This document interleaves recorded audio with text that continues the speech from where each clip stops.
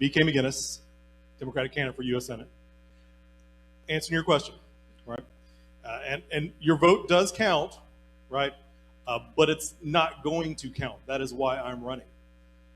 Republican state legislatures around the country, 21 of them, since the 2020 election have used fake fraud claims of election fraud to pass voter suppression laws. 29 Republican state legislatures have gerrymandered maps so bad that even if they get one more seat, they will be an avalanche. We won't be able to hold the House of Representatives for generations. We've seen it even here in North Carolina, right?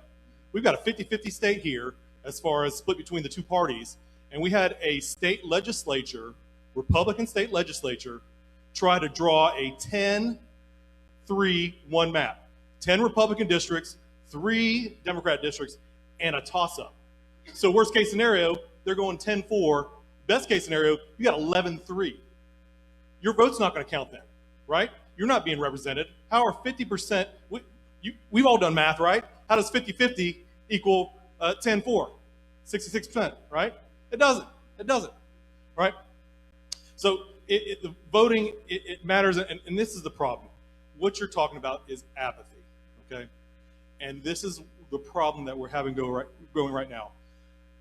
I can't talk about it on the local level, but I can talk about it at state. I just talk about state, and I can talk about it at the federal level. Republicans do not believe in the federal government. They are actively working against the federal government because they realize they're outnumbered, right? They want to take the power back to the states. We've talked about a couple topics today. There's what's known as the Equal Protection Clause in the 14th Amendment. And I can't believe I'm the non-lawyer in here and I've talked more about law today than all these other judges, okay? Equal Protection Clause. It gives the right for everybody to be treated equally under the law, right? That is why women have the right to their body, because men have the right to their body. That is why women have access to birth control, because they can do whatever they want with their body. That is why there is interracial marriage, the Equal Protection Clause. That is why there is gay marriage, Equal Protection Clause. Even the voting rights of African Americans and minorities, even though it's guaranteed in the 15th Amendment, actually, most of the cases about voter suppression are using the Equal Protection Clause. So the problem is, at the same time, too, if you're arguing against any one of those, if you are not a white male and you are voting, or you are arguing against one of those things, then you are arguing against yourself. And that's the problem. So, and people think, oh, that's never going to happen to apathy. It doesn't matter what's going to happen. Well, that's because nothing happens because Republicans are working against us. But the problem with that, at the same time, too, what's my train of thought? The reason why that is important is you think we can't lose those rights. We already have them, right? Well, guess what? Republicans are trying to steal it. They've already given you the game plan, right?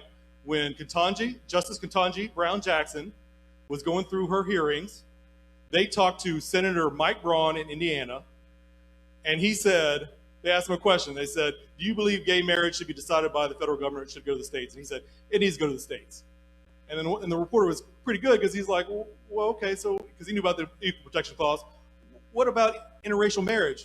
And he's like, oh yeah, interracial marriage, women, Roe v. Wade, all that should go to the state.